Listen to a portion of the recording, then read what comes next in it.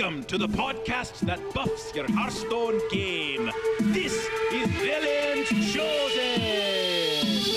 Not all who wander are lost.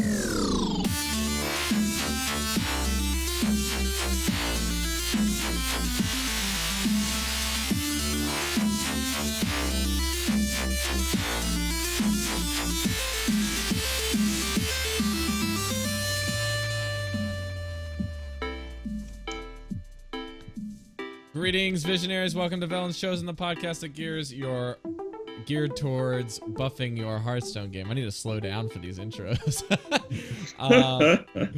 We exist to help you stay competitive on the ladder without breaking your bank. We're talking some gameplay, we talk strategy, deck construction, arena skills, and even talk, especially today, about how to best level up your heroes or grind those wins to hit 500 wins for those golden portraits, regardless of your card pool.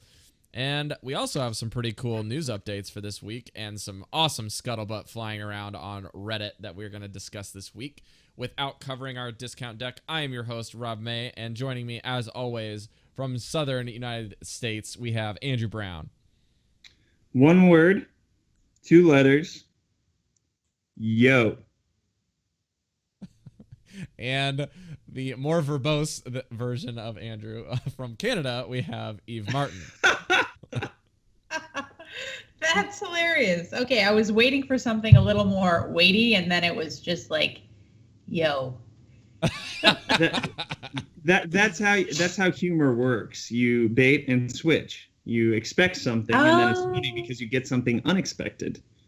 I thought that was magic. You guys on your toes. I thought that was magic. It's always switch. more disappointing than it should be. That's very accurate. Or maybe like magic is like the distract, and what's It's the second distract. show Sleight of is hand. two, right? Sleight of hand. Sleight of hand, yeah. Mm-hmm. Deception You want to and get their sleight of attention hand. over here so that you can get away with something over here. Yeah, I watched the Penn and Teller thing at one point where he was like walking through one of his tricks, and there's always two things. There's like distraction, and what's the other one? I don't know, But but anyway. Stage presence. find some way to wrap it into Hearthstone for sure. So Playing cards on curve. Let's see, That was the bait other and thing. switch. Here's a good one for bait and switch. Kidler goes Murloc Paladin. I go, that sounds fun. Then I play it and lose and lose and lose and lose. So is that bait and switch? There you go. They announce a new hero for shamans, and it's not a Draenei, it's a Murloc. And so I go to cry myself asleep. Oh my gosh, you waiting- know what? I didn't even know I wanted a Draenei hero until you said that. And now I realize that I want one. So I'm hoping they pull it together for Paladins, and that Paladins will get like Murad or something. Or even It might be. Uriel. You think maybe it's because they're holding him for a legendary? I don't know. All I know is that the only But you're Draenei right. that He would is, make a like, really awesome worth hero. playing now is what, Aldor Peacekeeper, and then the demon infused one that is Lord Jirax's. So Yeah. Anyway, oh we're well. like going off the rails here. Yeah, let's go off the rails again and update the folks at home with what they really want to hear, which is Pokemon Go. Oh my gosh. No, like I want to be able to join this discussion, damn it. Like I do. It's still not here in Canada. Yeah, One day. they've All released we it can in do is listen to these amazing stories of like communities coming together, hundreds of people gathering on street corners to battle at gyms, yada yada. I'm like, not here. Not Yep. here in Canada. It's in Portugal, it's in Spain, it's in UK, Germany, and Japan. And then obviously the other locations where it was previously, which is United States, Australia, and New Zealand. So it's coming, Canada. Hopefully Eve will be able to go out and take her kids to go do some fun excursions and catching some Weedles together, and realize that you will see more Pidgeys in your life playing this game than you did playing any of the others thus far. Just picture me with like my face pressed up against the glass, my nose like smushed against the glass, going, I wish I could be in there with you. One day you will be, and it'll be glorious. Yeah. It looks so fun in there. So anyways, just make sure you choose Team Mystic, because that's where Andrew and I are at. If that works out for your region, try to go with friends that have the same team. I still have no clue what I'm doing in that game, just to be clear. But I'm still trying to play it as best I can. I don't get it. I played Pokemon all through my kidhood, but there's no I don't tutorial. Know. I guess with a child in my life now, I don't have time to set up, evening romps around the city and stuff like I guess a bunch of other people are. But it is fun. The trick is to wait till your child is old enough to go with you guys in the stroller and hang out. So I'll say this real quick for our listeners. Probably a lot of our listeners don't know that I'm actually a pastor at a church. And the funny thing about Pokemon Go is that like churches are all of the Pokestops, right? Yeah. So we actually got psyched about that because we're like, hey, people are coming, and we started talking very quickly about like how do we leverage that time, because we don't want to like bait and switch people with church, but we want to engage in conversation with people who may not normally come around there. So I never. While you're here. I never thought that on my staff meetings we'd be talking about, hey, when should we set up Pokemon lures and what is the best way, and those kind of conversations.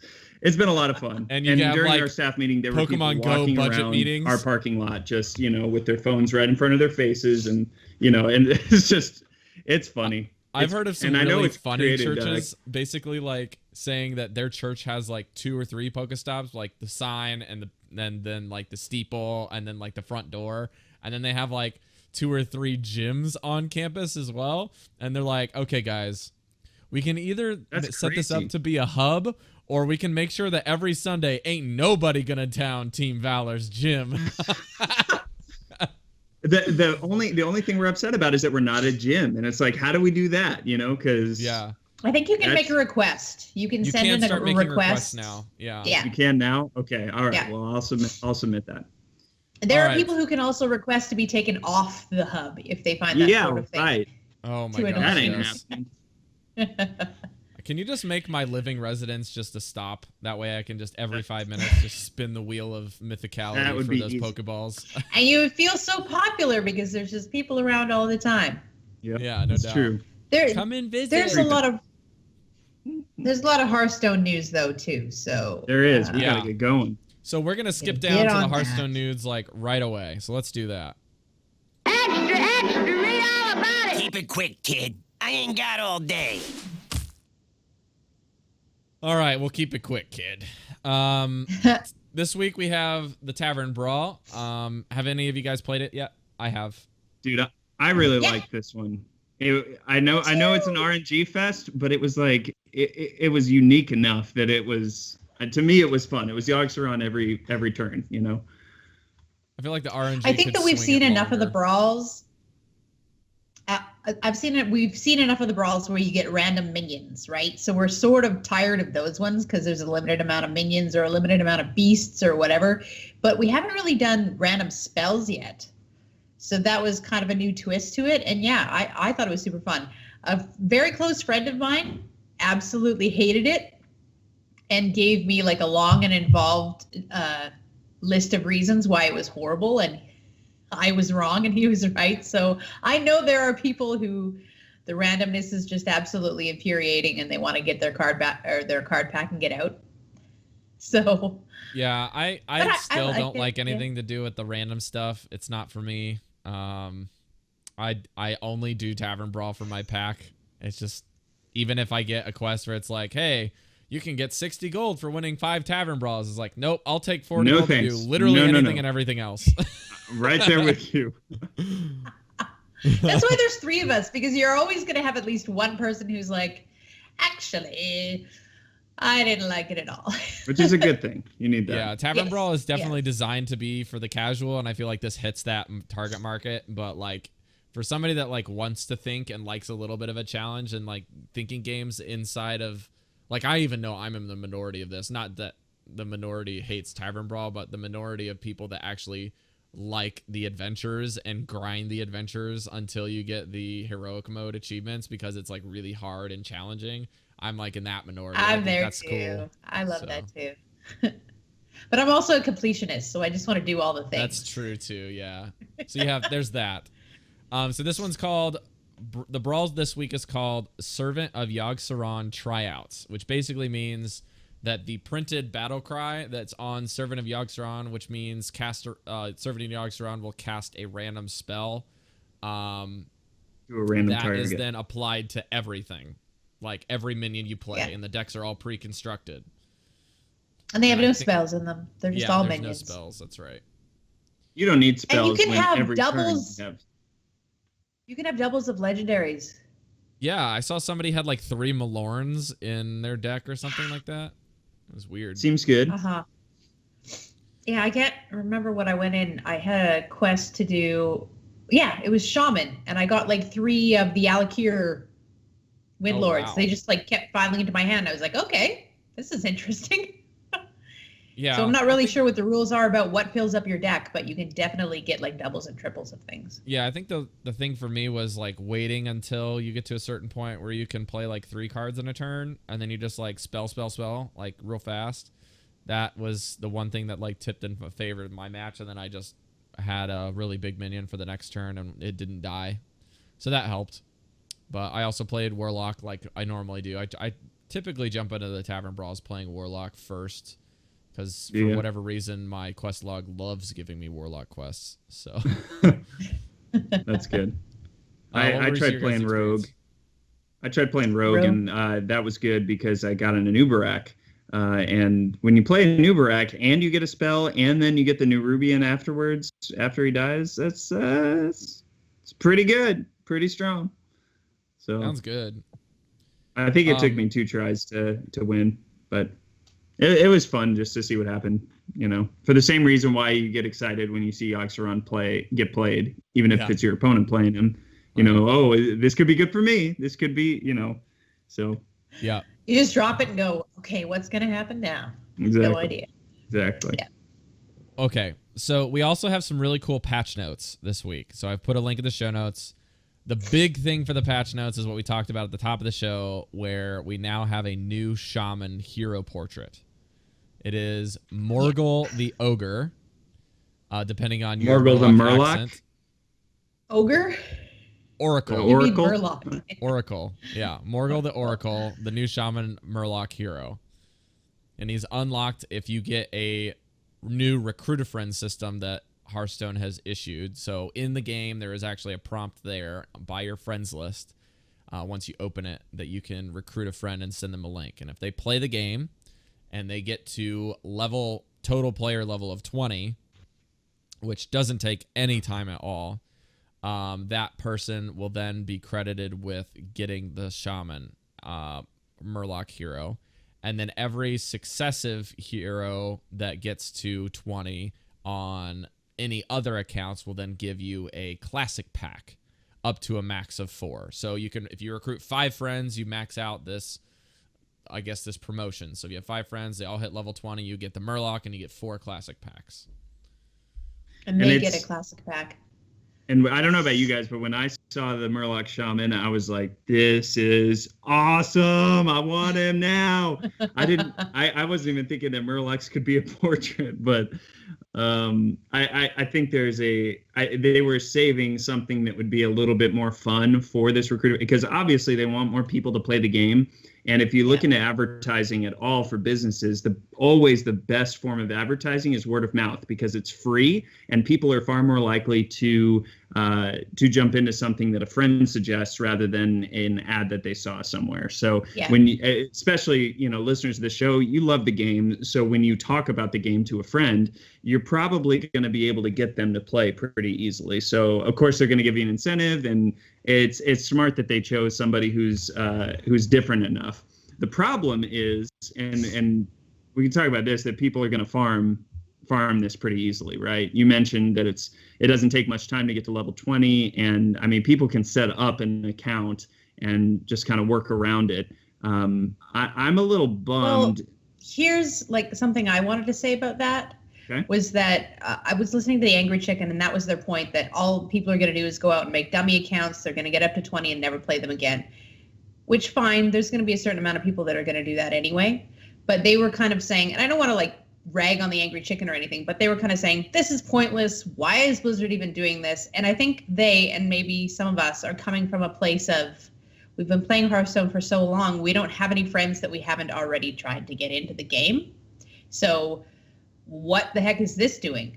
But I think it's more aimed at people who started playing when Old Gods came in. Sure. Because these are brand new people that got in with all the massive advertising they did, with like all the murals up on the wall and this big, huge push of making Hearthstone on everybody's radar.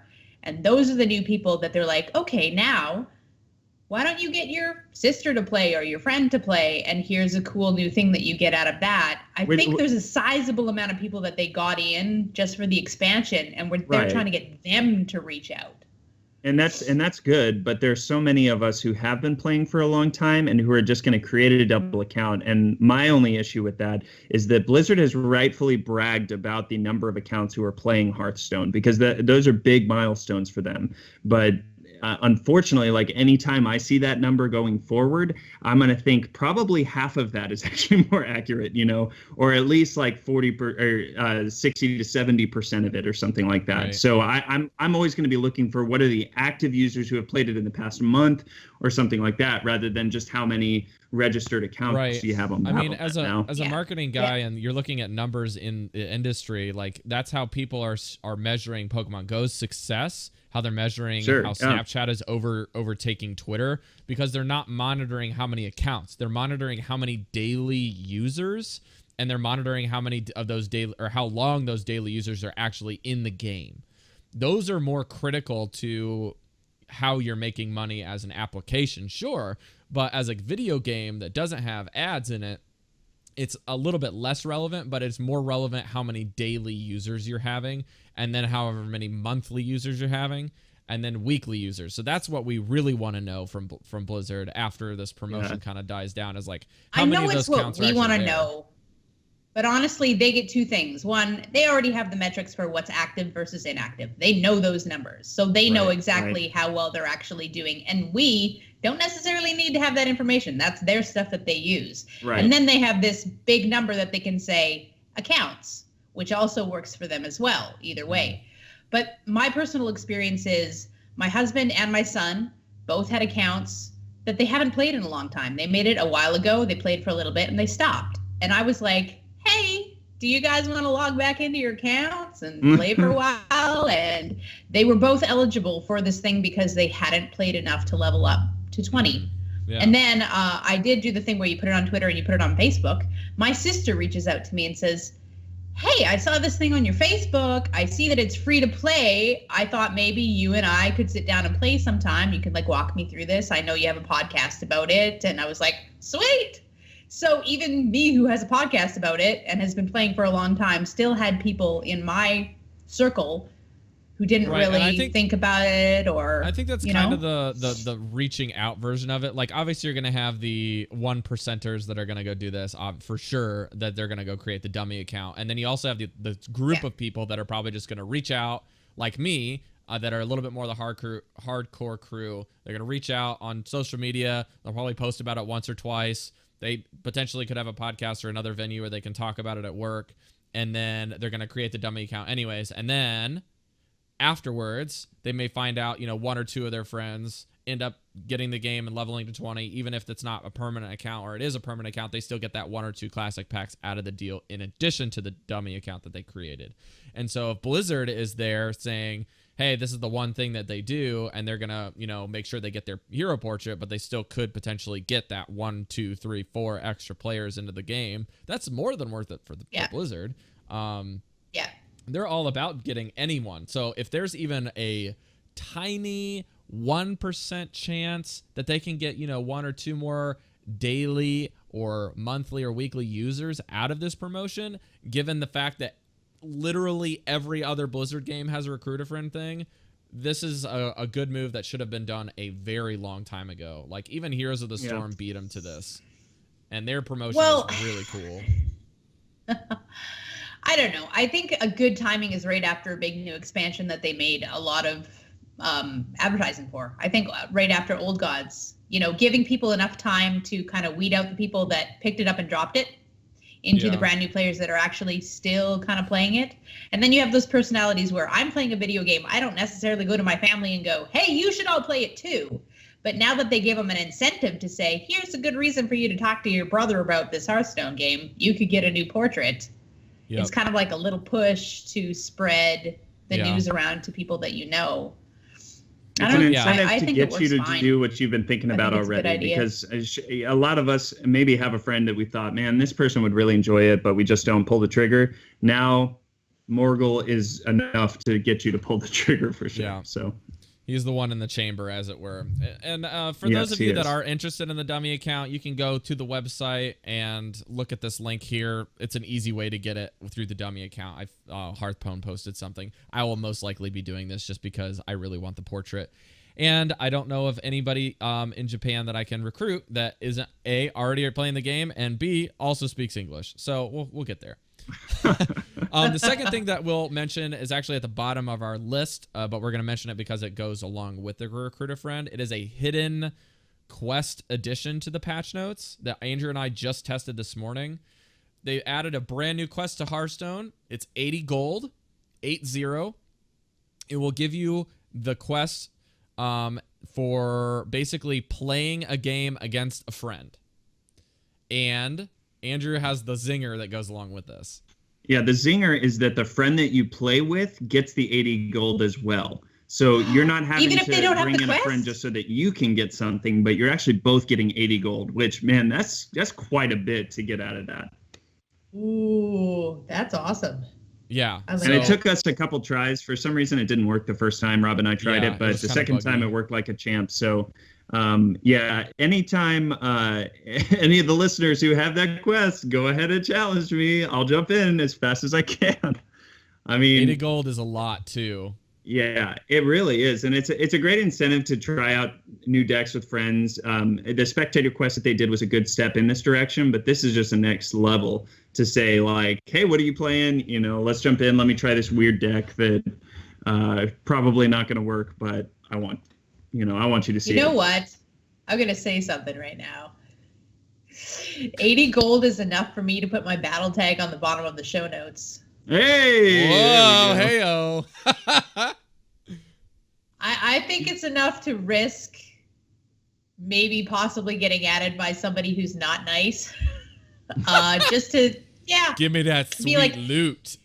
I know when I first started out playing Hearthstone, I didn't have a lot of friends. So whenever I had a spectator friend quest, I just deleted it because what were the odds of somebody being on at the same time as me? So I know maybe some of our listeners are in the same boat. Add us. Add us as your friends. Anytime we're on, absolutely challenge us.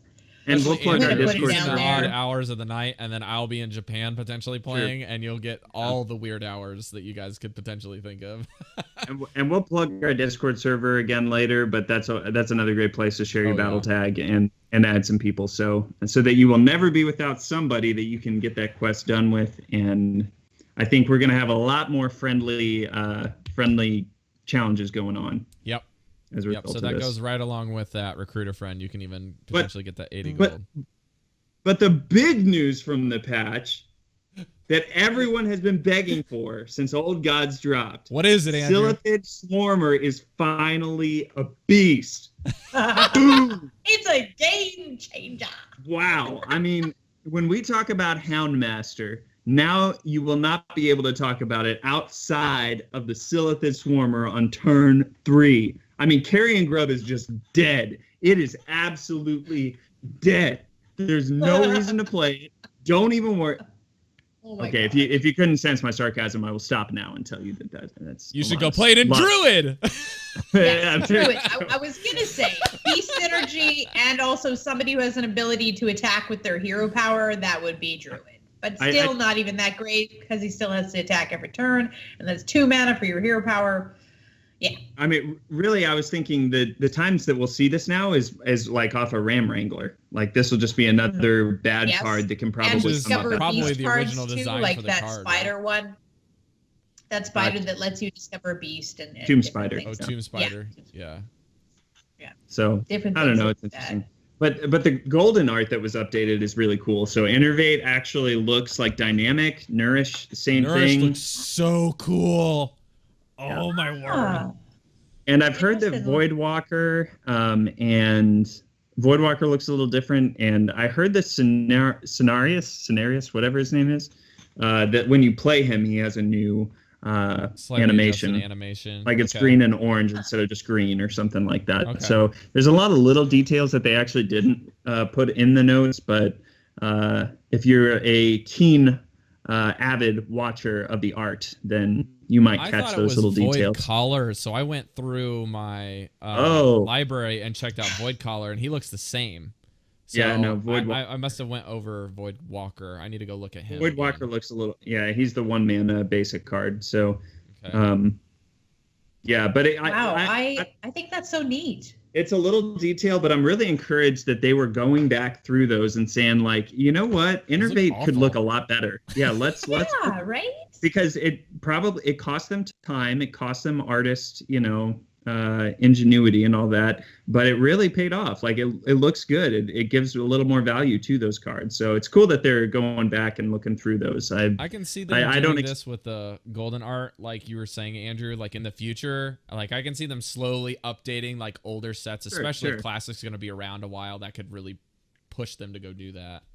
Yeah, and let's be clear, this shouldn't happen often. Like, if this was happening on every update, I'd be like, okay, this is cool, but spend that time on something else. But when it happens once every few years or even once a year, like, it's really encouraging to see, like, it just goes to further push it. They care about this game, like, big time, because this is just a little detail where they're going way above and beyond what's expected of them.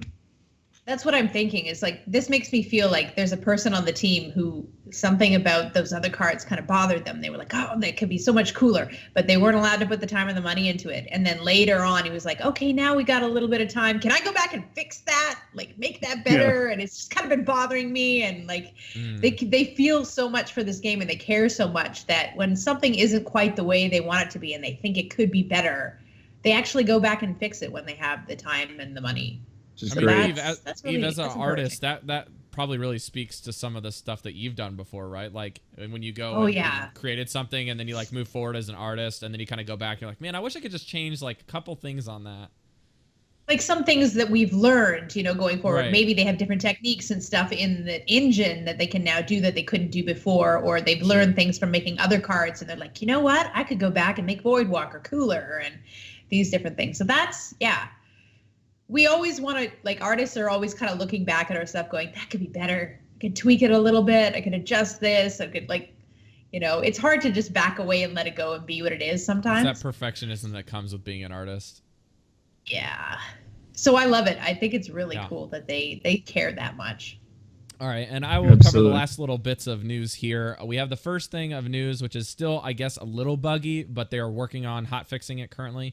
But the new game icons for every game mode is here. So you have a brawl icon, you have a challenge icon for friends, you have one for arena, you have one for casual and ranked, both wild and standard. Although I guess yesterday the wild logo was showing up for both. So I think that it was fixed this morning when I was playing on ladder. Andrew, was it fixed for you? I think so. They did have a patch go out today, this morning. Or yesterday, I guess. I think it was yesterday. Yeah, it fixed a few of the issues, so they'll be quick to turn around on those little details. So yeah, no doubt by the time. And has anyone been in arena? I have not. Are there bugs there too? No, I was just saying arena shows win-loss. Count. Oh, a little wreath with your wins, and then the little X's in the bottom left corner, unless you're on mobile. Mobile is like the only place you're not going to see this reflected because of UI. It just takes up too much space and stuff, which I completely understand. But yeah, this is really cool. I think people were saying mostly it was for spectators. So if you're spectating someone, you know what they're in and who they're against and things like that. And but if you're tuning I think especially for arena, it can kind of remind you if you're in arena, like, what was I at again? How many win-losses was I at again? And it can be helpful for you as well. Little point up really quick that I think that this is, I know that lots of people have been crying for tournament mode. I feel like this little UI thing is just like a taste of what Blizzard could be doing in the challenge screens. for players in tournaments and stuff with that little challenge icon and the arena icon, they could potentially have something in the game that reads in a challenge like their wins and their losses, so that maybe this is the stepping stone that we get before they start launching into, okay, now the game's going to read these things. So you can set it up to the challenge screen that when you challenge in a standard or you challenge in a wild duel of sorts, that it will end after 5 games automatically, or you can cancel. I think that would be a really good feature for them to add, and that this is a good move in a viewership perspective anyways, for anybody wanting to tune into Twitch, tune in inside of the game client, whatever it is, it's great. The next piece of news is that there are tons of miscellaneous bug fixes for people getting kicked off, getting disconnected. Like an example is if you get disconnected and reconnect, it doesn't just read unknown anymore for your name and your BattleNet name and your opponent's BattleNet name. It actually reads them if you get disconnected and reconnected. So that's a cool feature. And then the last bit of news is that all of you 1%ers playing golden Cthulhu decks where Cthulhu is golden, when he pops up to say his little spicy flavor text after you buff him, he's going to show up in golden in that little UI. So that's a pretty cool change that I appreciate. There's a couple more. Like, I play on iPad a lot, and if you had it with your home button on the left side, it would crash. Like, you had to make sure it was switched over so your home button was on the right-hand side. Otherwise, Hearthstone would crash every time you opened it. Huh. And when I went online, we were like, why does Hearthstone keep crashing? It was like, just flip your iPad around. And then it works fine. That sounds like such a strange bug. I know, right? And they fixed it. Now you can just open your iPad and not worry, okay, do I have my home button on the right side, or is Hearthstone Where's my home button at? It's important. It's important. Just, yeah, that's really neat. And there was something else. You know, when you have a max level hero and every time you win, the experience bar slowly fills up? That will not happen anymore. Apparently that was annoying to some people. I don't know why it was annoying people. Seeing that much experience go up, even if it doesn't mean anything, is pretty cool to me. Yeah, it feels like you're accomplishing something when you're not. So let me have my fixed gratitude. For me, it was like every time that happens with your other characters, you go up to the next level, right? So it was like a build up and then nothing happens. You don't get any cards out of it, you know, because you got to the next level and you get your next like cards from it or whatever. It was just like fill up and then nothing. All right, guys. And just have that happen every time was kind of. Let's move into the big rumor that we can discuss for a good 5-10 minutes. This is something that the lore nerds, Eve and I, are really going to love. There is rumors for the new adventure coming. I will read this off of the Reddit post that says, the new adventure will be themed after potentially a Chinese leak that was revealed on Team Celestial's Twitter and Facebook page. It says, I play MTG. A Chinese media site reveals today that the theme of the next Hearthstone adventure is a WoW raid that has a name with exactly 3 Chinese characters. So 3 Chinese characters, what could it be? All of the raids titled with 3 characters in Chinese since vanilla are High Mall, Terrace of Endless Spring, Hyjal Summit, Temple of Ankaraj, Karazhan, Sunwell Plateau, Ulduar, Mogushun Vaults. Pick one. And they made a little... Karazhan. And yeah, so a lot of people are saying it's Karazhan. There's also some more things. There's even more things here. It says 2 days ago, Chinese on Reddit said that the new shaman skin, basically saying that this guy said, my uncle works at Blizzard and so I know what's coming next, which is like the most common way to like leak information that isn't actually real leaks. And he says, you know what? Nobody's going to believe me. So it's Morgul, recruit a friend, bye. And nobody believed him until it happened, and so they were re-evaluating some of the other things that he said. He says the next adventure is in Chinese 3 characters, and it's a raid. So the last other I'm skeptical. Possibility is also Zol Aman. And Karazhan is the speculated frontrunner because of 3 reasons. Or because of various reasons, sorry. And most of it comes with translational things that we don't have really time to discuss. But what do you want? We'll go with each of you guys. If Andrew wants to weigh in here. What do you want it to be? What do you think it will be? And then why? So we'll start with Eve. Well, Karazhan, out of all of those, makes sense to me because it was pretty heavily featured in the movie. So we got like kind of a visual look inside Karazhan, and looks pretty cool. And there's a lot of things they could do with that. But I'm still skeptical.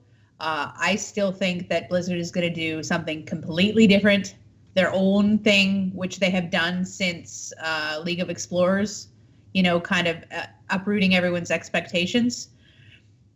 I don't think it makes sense for them to go back to a raid after flying off the rails like they did.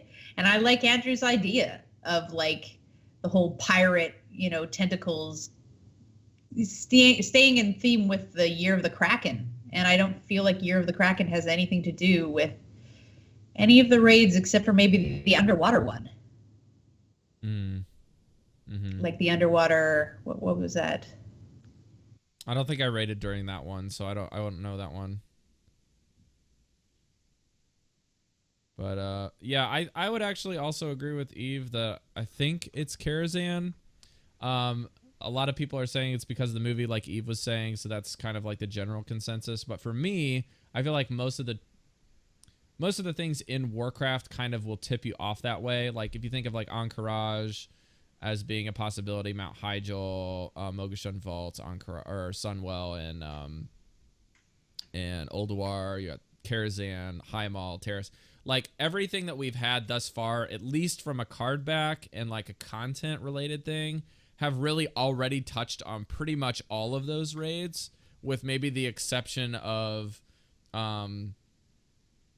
Encourage. There hasn't been too much with Encourage, but I don't think they're going to do anything to do with Old Gods locations. Encourage is the sleeping grounds for Cthulhu. Ulduar is the prison for Yogg-Saron.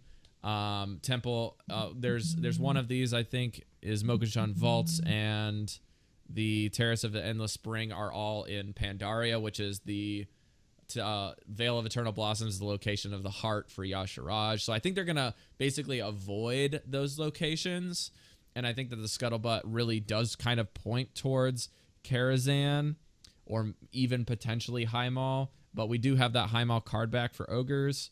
So it's kind of like those little things. And then they also pushed out the Half Hill card back a month later or 2 months later than they initially had said. And that card back would be, again, like pretty close to the Vale of Eternal Blossoms because it's in Pandaria. So that's why I don't think it's going to be anything that has to do with Pandaria or the Old Gods, because we just got all that stuff. Karazhan would also be a really, really great place for Hearthstone to go. Primarily because the content in Karazhan has to do with it's like a fun satire section of Hearthstone, because like they have all of the really, really cool stuff with the Big Bad Wolf, and then they have like the Wizard of Oz fight, all that's in the theater, and then you have Morose with like the... This is completely like anyone who never played WoW has no idea what you're talking about. Yeah, I would agree. Let's just say there's a lot of raids in Karazhan that were just funny.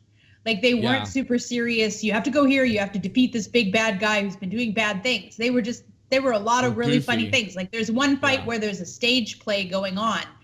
And depending on like which week you went in, it was either the Wizard of Oz stage play or Little Red Riding Hood and the Big Wolf, and you end up fighting these characters. I think there was like a Romeo and Juliet one. Yep. Yeah. So it's just like silly fun, and then there's a chess fight. Yeah. So there's a lot of silly fun really things cool. that they could have with that. Yeah. Andrew, do you want to weigh in here? I want to weigh in that there better be some good cards.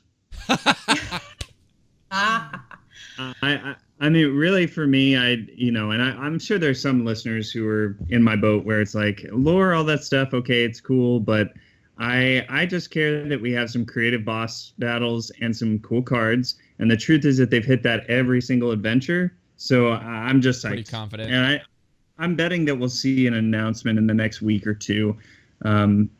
Old Gods has been out for what, 3 months now? Is that right? accurate?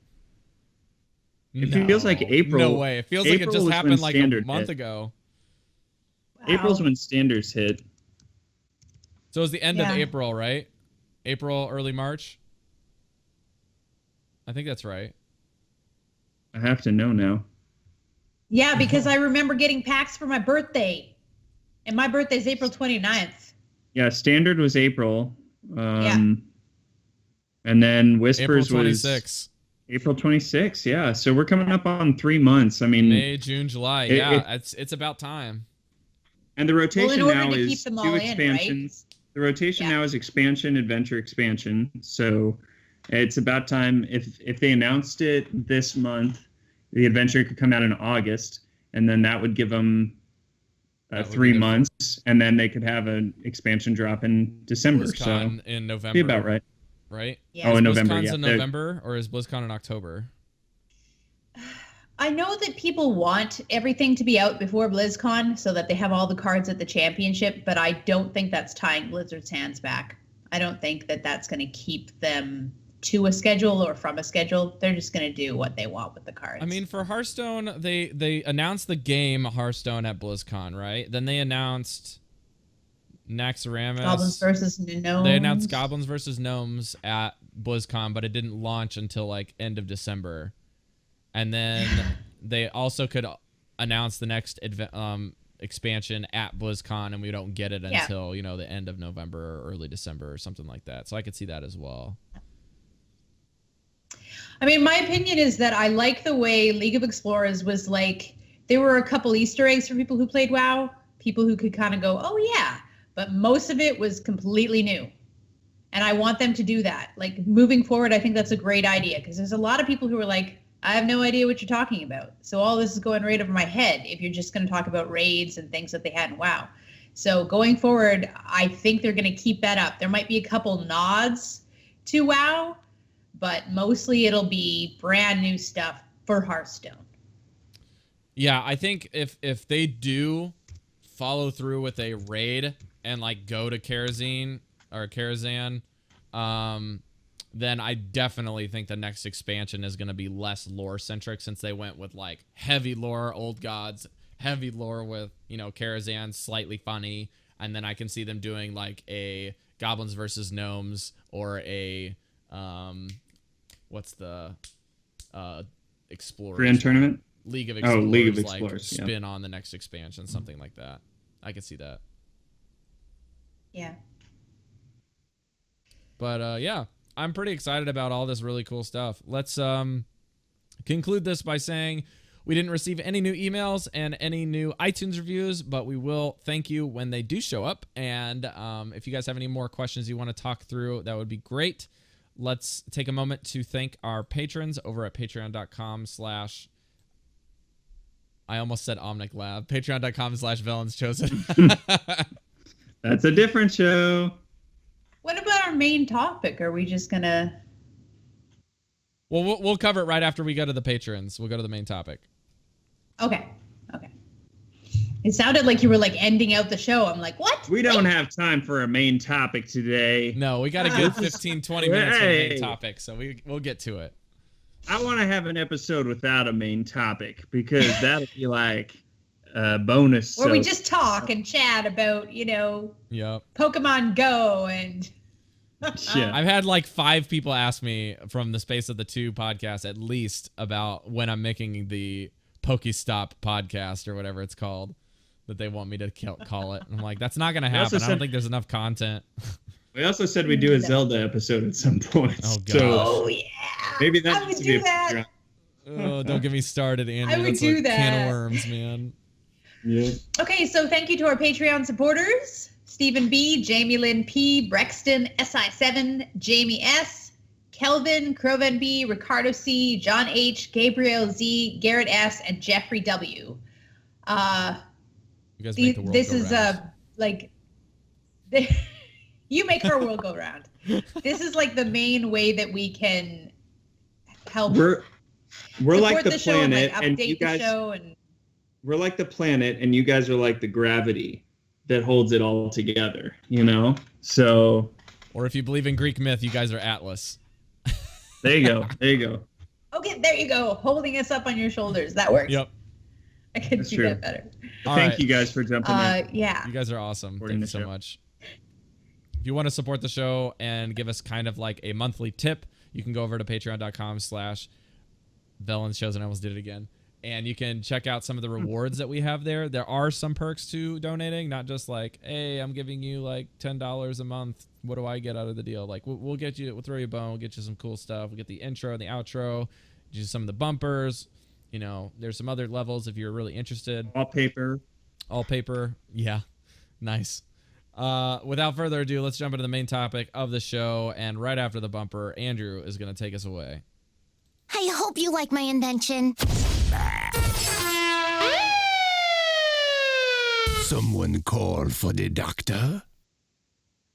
So I was hoping that we'd be speaking about this after I reached a milestone. Unfortunately, I haven't quite gotten there yet.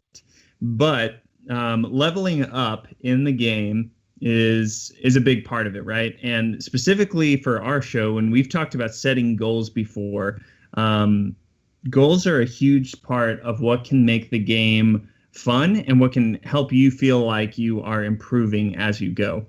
I think leveling up we haven't talked about on the show, and yet it is probably the most applicable part of the game, that no matter what you're doing, no matter what your interests are in the game, you can always be progressing while leveling up. But there are some details around it that we wanted to hit today and really talk about to equip you, basically. So, Eve and Rob, what are your experiences with leveling up, or how do you view it? Is it something that incentivizes you? Do you just kind of go with it? I mean, I feel like I'm a little different than most people. Sorry. We'll pass it to you, Eve, next. But for me, goals, okay. I have goals of like what I want to do, but I don't think a lot of the listeners know that I've said this a whole lot, because I have said it in a couple episodes, but I actually have 0 out of 9 golden heroes. I don't have a single one. So the most wins I had was my one push on Paladin to Legend. And I've become even more of a casual competitive player by liking to go hang out at tournaments, being that level 16 guy that like wins the tournament because I don't play on ladder very often. I like know the game really well. I can hit rank 5 every month. But I'm now doing Overwatch. I'm getting ready for a big move, so I don't really have all of the time that I'd like to dedicate to the game. I do like the system for leveling up, not for getting, 1 to 60, but I like getting the rewards periodically as I level, like the golden cards. That's a big incentive for me, like getting double golden Voidwalkers and Innervates and I'm trying to think of like other cards that are good basic cards that you can get. I know some people like that golden Shadow Bolt when they're playing Reno list, etc. So yeah, that's kind of like the main thing that I've really been enjoying with leveling up. I even try to monitor my status month to month, but I've kind of fall away from it. Is that what you're looking for, Andrew? Yeah, just if it is, it sounds like it's not a big goal or a big big thing that you're really ever pushing on, and that's totally fine. I'd much rather hit that rank 5. I think that monthly goal is probably more of a pull than progressing on certain heroes, unless I start getting closer. Right. So what about you, Eve? Where do you land with it? I think making goals is really, really important for me, because when I first started playing Hearthstone, it was like I got to this rank, and then next month I got to this rank, and it's almost like, if I can make an analogy to trying to eat healthy and lose weight. You keep weighing yourself on the scale. You keep, seeing how your clothes fit. You can tell whether you're progressing forward or whether you're moving backward. And just it gives you this little, yes, I'm doing better. I'm doing okay. I'm on track. I'm on, getting my goals. So if you just get into the game and just play a couple games and then get out, but you don't have kind of an end goal, then you might not get as much out of the game as you could if you did have a goal, I think. And Sure. you kind of might, if you're paying attention to that, like what rank you got and making a push to get just to the next rank, it might give you a bit more out of the game than you thought you could get. If that makes sense. Kind of like, I could be better than this. I could improve every month. I could slowly make my way up and be better than maybe even I think that I can be, and eventually get up to 5, eventually get up to legend. Instead of just kind of aimlessly going, I'm just going to play a couple games and get out, which is fine. If that's what you want to do, is just be really casual and get in and play a couple games and get out, that's okay too. But you might actually enjoy the game more and have more fun if you have concrete goals and you're striving to go towards them. Yeah. That's good. I think that no matter what, you guys hit on the big like benefits of it, that, you know, especially when you first start out, you're really incentivized because you unlock heroes and you unlock just the basic cards to be able to use in your decks, which are essentially free packs, kind of free guaranteed, almost like kind of like adventures where you get those. So obviously you want to hit level 20 with every class so that you have access to everything there. But then getting those shiny golden basic cards is just pretty sweet. And yeah, it really it's the is. only way to get them. And I was looking through the list. We have a link on here to like a spreadsheet that shows you every level, what you get for each class. And most each class has some kind of neutral basic card that is at least somewhat playable. You know, things like Senjin Shieldmaster and Acidic Swamp Ooze, stuff like that. Those are always fun to get. Or if you want to get that Murloc deck going, you got to get your Tide Hunter and stuff like that. Yeah. So, but the hidden benefit that I wanted to mention is that as you're going through your different classes and maybe trying to buff those classes that aren't as high leveled, you really can push yourself to understand the classes that you are least likely to play. So I know, Eve, you've said before like that you went through and dusted all your druid cards. Is that your lowest? Is that your lowest class? No, Rogue actually is. It's Rogue. Oh, okay. And Yeah. why is that? Rogue is even lower than Druid. It's, I don't know, it's kind of embarrassing to admit, but it's the one that I kind of understand the mechanics of the least.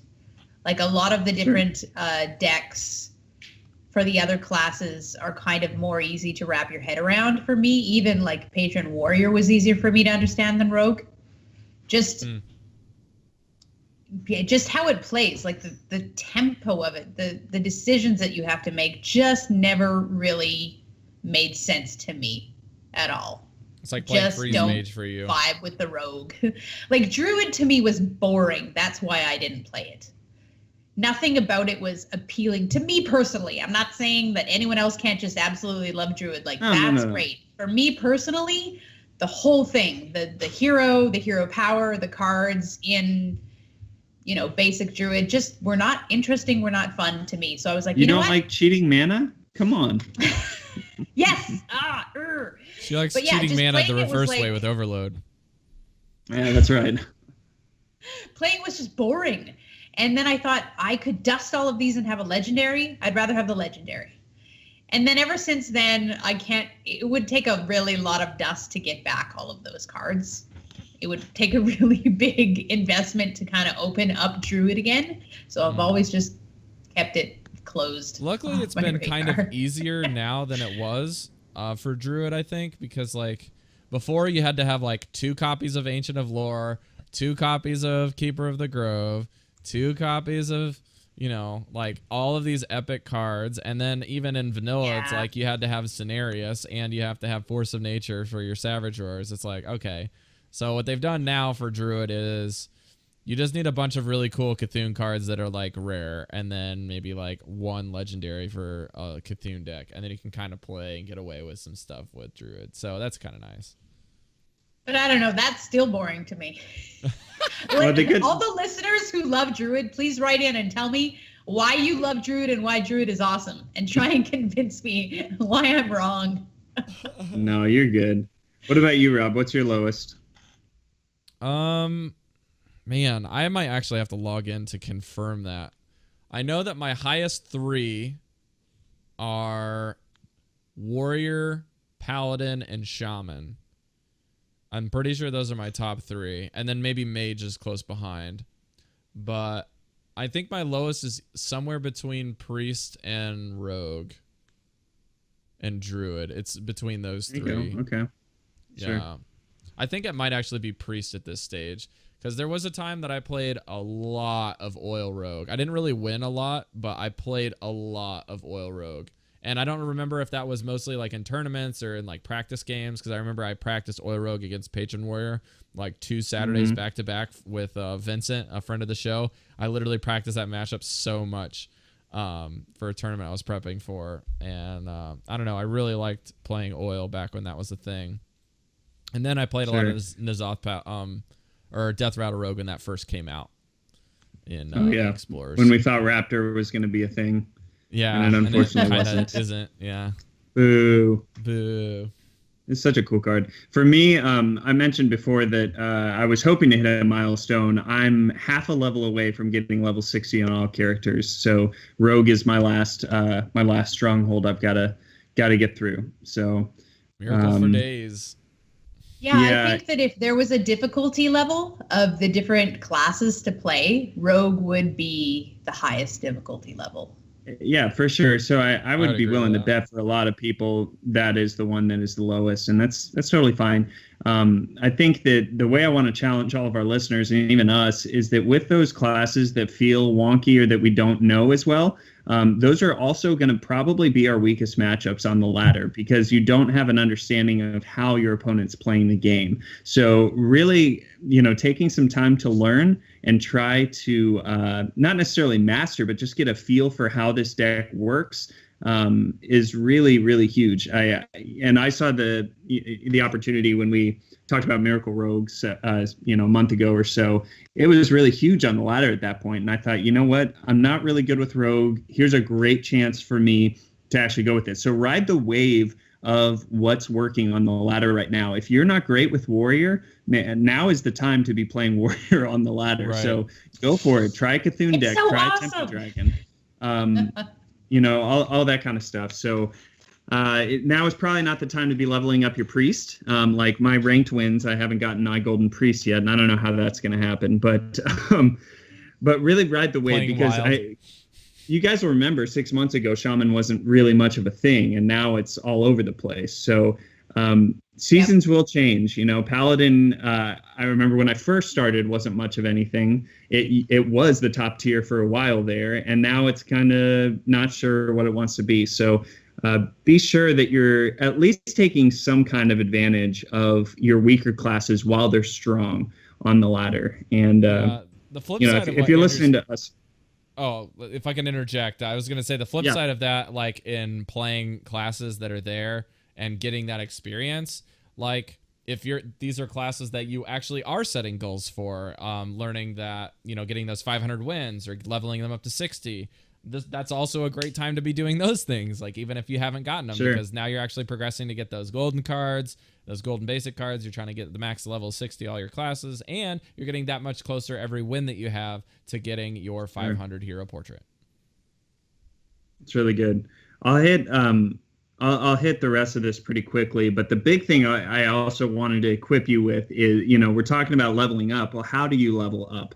The truth is that if you play with a class, you will level up. But if you want to maximize, the things that you do in order to gain XP are playing cards, killing minions, and winning games. So, if you are at the end of a match and you're going to win, or your opponent is definitely going to win, play as many cards as you can and kill as many minions as you can on that last turn, because that'll get you more XP than you would have had normally. Oh my gosh, seriously? Yeah. So sometimes people do that to be jerks and to BM, but sometimes they're actually doing it to level up their class. So that's why I do it. Oh my gosh, seriously? That right there, Eve, is exactly why I wanted to talk about it, because it's probably not everyone knows. So, but it only pertain to leveling the classes, like the experience bar. That's the only thing it has to do with. Yeah, but wait, another thing also is a lot of the quests that you have are like kill X number of minions, cast X number of spells. So now that my brain is going ding, I'm realizing the times that I got really mad at somebody for like completely emptying their hand before they killed me, I'm like, oh, well, you know what? They might have had like 3 more minions they had to kill before they got their quest, or they were trying to level up, or... So now I feel kind of bad. Yeah, that's why I played Yogg-Saron Mage, like when I'm trying to get that, 40 spells cast quest. It's just like, okay, I need to get these out. Do they count the ones that Yogg casts? No. Okay, I didn't. Oh, but all the ones that you've played up to that point. Right, up to Yogg, right, yeah. And the only other thing to bear in mind is if your opponent concedes, or if there's a concession, that will rob you of some points. So you just keep that in mind also. Let them feel like they have hope. Yeah, winning actually consists of killing your opponent. So when it comes to XP, it's not fair though, because it's you fair have because lethal. This is the only thing that you can actually get experience for playing, even when you're playing against friends and the innkeeper, and when you're playing in the adventures, you're actually gaining levels on those as well. Right. I don't. But you won't gain as much as if you play against friends. You do actually. You just won't gain as much. So playing on the ladder or even in casual will always net you more points than playing with a friend or playing against the innkeeper. I have a buddy who all he does is play the innkeeper, and I don't get it, but and that's fine for him. Just know that that's going to be the slow grind of leveling up. So yeah. And I forgot, but I was going to say that earlier. If you find it stressful to try out a new class on ladder, even in casual, then the innkeeper is a safe place to go. I do actually have a couple of friends who just like try out new decks against the innkeeper because it's less stressful. Like if they don't have friends on, that they can just say, hey, can you run this past me for, try up against my new deck I'm playing. The innkeeper is a safe place to go to try out new classes and new decks. Sure. Where you're not losing ranks and you're not being matched up against legend players in casual mode. Yeah. Sure. Two more fast things I want to equip our listeners with. The other thing that I think I've talked about that I'll do is with Tavern Brawls, I'll always use the class that I'm trying to level up with. So, maximize that time also because that's free XP as well. And then with those classes that you don't get or you're trying to get better with, we've compiled a list of some players on Twitch that you can watch. Some ones we especially want to point you to, like Zedalot for Priest, Ryzen for Rogue, Loyan and Gara for Shaman. These are streamers who literally all they play is one class. So there is no one expert for any class, but if you're wanting to get better at Priest, anytime Zedalot is on, for sure that you can get on and he's going to be playing Priest. So these are the people who probably know those classes better than just about anyone. And we tried to put some other ones who at least are close to alwaysers on certain classes. So you can check that out in our show notes if there's a class that you're like, yeah, but I don't get Mage or I don't get Druid. Check out this list and try watching some of these streamers to get better. That is a great idea. So for me, Rogue would be my weakest, and I would have to watch Ryzen. Yeah, Ryzen is great, cool. And literally all he plays is Rogue. So go check him out. Does he talk through his decisions or anything, or does he mostly yeah? Mostly he does. And even with the streamers who don't talk through it, you can always be asking yourself, why did he do this play? If you're lucky, you can even comment on the stream and maybe he'll answer. But if you're asking yourself and analyzing the play, you can probably get to some reason for why he would have done that. Yeah. Or just like before he plays, go, in this case, what would I have played? And then see what his decision is. Mm-hmm. See how it affects the turn. And you don't have to wait for them to go live too. Yeah. That's a lot of a big misnomer that people do. Oh yeah, you can go find the VODs. You can search them on YouTube and see if you can find them there. You can look up past tournament VODs if you're looking for tournament stuff. Absolutely. You might not necessarily have the time when they're live, so you just go and watch their past shows. That's a really good idea too. Yep. And if you want any more info, Andrew has the link on what you get at every level called it's on Hearthstone's gamepedia.com/level. So go check that out. Like we said, there's no discount deck for the week, and that concludes our main discussion. We will let you know how you can get involved with the show, and I'll spin it over to Eve. One of the best ways that does not require money is to review our show on iTunes. If you give us a 5-star review, that makes us easier for people to find when they're searching for podcasts to listen to and gives us a bit of a bump.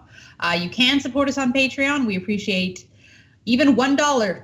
$1 we appreciate. The more people that help the show, the better we can make the quality. And eventually we won't have any dropped calls and fuzzy videos and help make Velen's chosen better. You can hang with us in Discord. I need to get in there more. I have been very absent from the Discord. Andrew's been pretty active there this week. Good to see him. Try to. Well, if at least one of us is in there popping in, that's good. That's we have awesome. some cool admin in there that you can hang with. You can chat with us on Twitter. You can play Hearthstone with us now that we have that 80 gold that you can share between people. You better play with anytime. I would appreciate it. I don't have all the cards, that's for sure. You can request a host. Okay, so this thing, I think we want to put a little bit of a pause on. Andrew's got a brand new baby. You're moving to Japan. I am all over the place with work, so it's not going to be able to happen as often. But if we can help you, we want to. So it never hurts to reach out. And I know we're trying to work with the listener right now to get a time nailed down, but we will do our best to help as best we can. Yeah. If we can, absolutely, but that's not going to be like a guaranteed thing moving forward. And if you just want to put your name in the bucket, as it were, or put your little name in the raffle. Email us, please. We love to answer all of your questions on the show and discuss any thoughts that you have about the game. That's always fun. Join our Hearthstone Facebook group, The Inn. There's links in the show notes. Yeah. Anything else? I want to pitch it for email since we were talking about leveling up our weaker classes. If you've got any questions about a certain class, throw that our way. We love to have a conversation about it. We want to have conversations on this show that are relevant to what you're thinking through and what you want to grow in as a player. And the more emails, the more Twitter, hit us up in chat on Hearthstone or whatever. The more we get from you, the more we know for sure we're going to have discussions that are relevant. And we'll always do our best to come up with content on our own. But you can help us out by shooting an email, VelensChosenPodcast@gmail.com. And we always love shouting out to you guys too. So, and I know from my experience, it always feels good to hear your name on podcasts that you listen to. And say, I did that. So, that was me. Yeah, exactly. I wrote that email. So hit us up this week and let us know which classes you're struggling with more, or any tips you have for playing with Rogue, or if you've got some game-breaking priest deck, I would love that. But yeah. Someone named Andrew wrote into the Angry Chicken. Was that you? I actually was on one episode a long time ago. It was they were talking about Mally Rogue. And if you listen to that, I had a crazy game story from the next Rammus adventure against Lotheb, I think. That was you? Yeah. So that's way back when. But if you want to go listen to the archives, that was me who wrote in. So. I had one of my emails read out loud on the Angry Chicken too. Nice. I was talking about asking for more ways to communicate in Hearthstone, like having Hearthstone guilds or Hearthstone chat. I remember that episode. More easily, yeah. I wrote more into easily the communicate with multiple people. Like if you have all your friends list, if you could have like a chat in game where all of you could chat together while you're online. Yeah. That would be cool. I remember when I wrote into the Angry Chicken, they never answered my stuff, so I made my own podcast. That'll show them. What you do. And then you got on the Patreon episode and got Dills on here. So that was... Yeah, that's the way to do it. That's not a slight on them at all. It was meant for purely satire. But you can find me over at Instagram and Twitter at NotRob. You can find my Facebook over at NotRobMedia. You can see me never streaming over at twitch.tv/NotRobMay. And if you look in the show notes, you can find my Steam name, where I will most likely not be on Steam as well. You can find Andrew over at twitter.com/AndrewIsLiving. You can find his YouTube at BinacaFreak. Hopefully he'll kick off those arena tips here pretty soon. And his BattleNet is AndrewIsLive number 1973. We have Evemartyn over at Twitter at Venovar. That is FHINNOVARR. You can find her Twitch at Evemartyn. You can also find her on PSN when she gets that hooked up to go play some Dames of Destiny. Or you can play potentially Overwatch with her or one of her 3 children, hopefully not smacking you with their Reaper. And then if Eve wants that 80 Reaper. gold, you can have her added on BattleNet at KAELEIGH number 1919. That's it from Exodar. You guys rock. Thanks for listening to episode number 47 of Velen's Chosen. We'll see you next week. Bye now.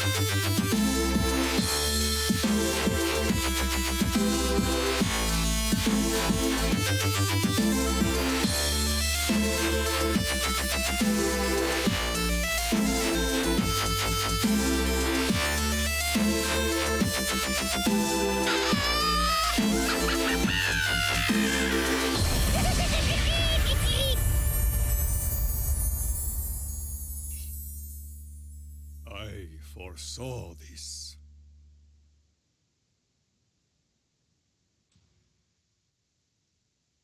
Did I miss it?